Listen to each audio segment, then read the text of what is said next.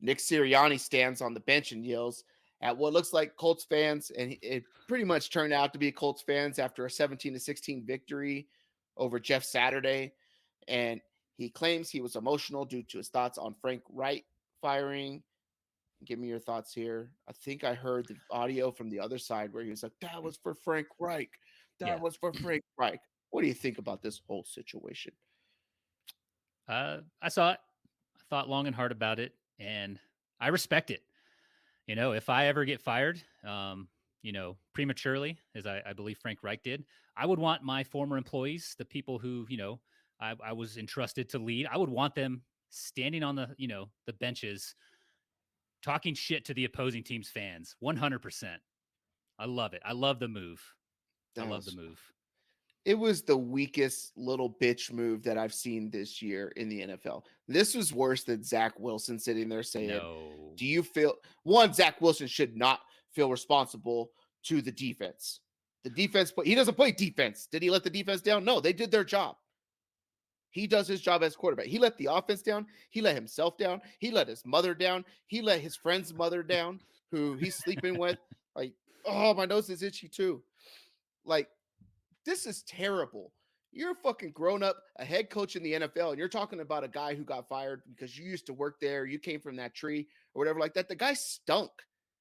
The last 2 years, what have we talked about? The Indianapolis Colts preseason. This is a team that can go and win the Super Bowl or compete for the Super Bowl. They suck. He got fired, and then you are complaining he shouldn't have got fired. No, you're complaining because you had to come back from 14 points down to beat a team that you is led by a coach who you don't think deserves the job, who coaches better and gets people to play better than the guy that you're worried about. Hmm. You're upset because you should have won by 2 touchdowns, but you couldn't because they fired your fucking homie. That's what you're upset about. Oh, You were yeah. If Frank Reich was still there, they Philly by 32. exactly. It looks like the fucking Cowboys Vikings. So he was just a That's little what he's heated. upset about, right?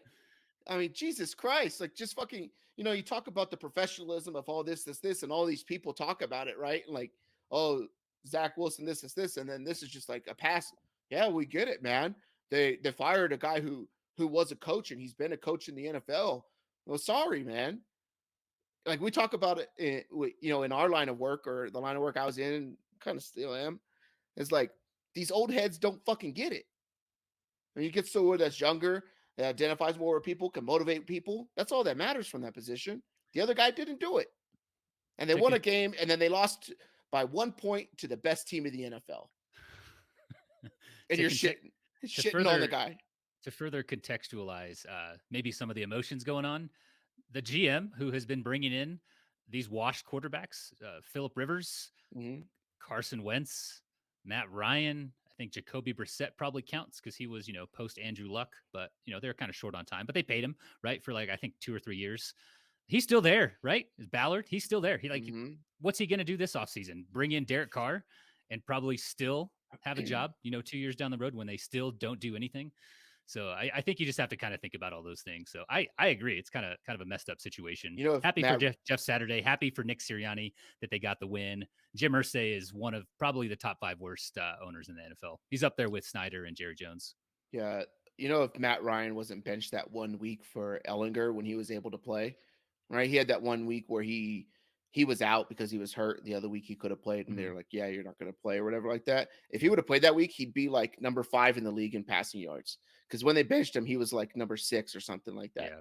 He was a top like passing quarterback. They're putting up the stuff; they just weren't getting into the Yeah. end zone, right? And I think you can understand that when teams get down to the goal line, i.e., the Denver Broncos, and you can't punch it in, it probably has something a little bit more to do with the coaching of a team than the players on the field.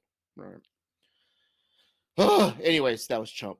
That was bitch shit. And I don't give a shit what Matt says. I might bring him on one time just to shit on him about the Eagles.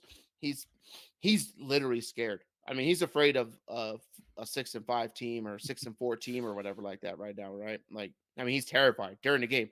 Oh No, he's not. shit, He's man. he's not going to like my overrated underrated call here in a little bit. He's devastated every time the Niners play. He's like, oh my, he's just texting me watching the Niners. Like, I don't even watch the Eagles.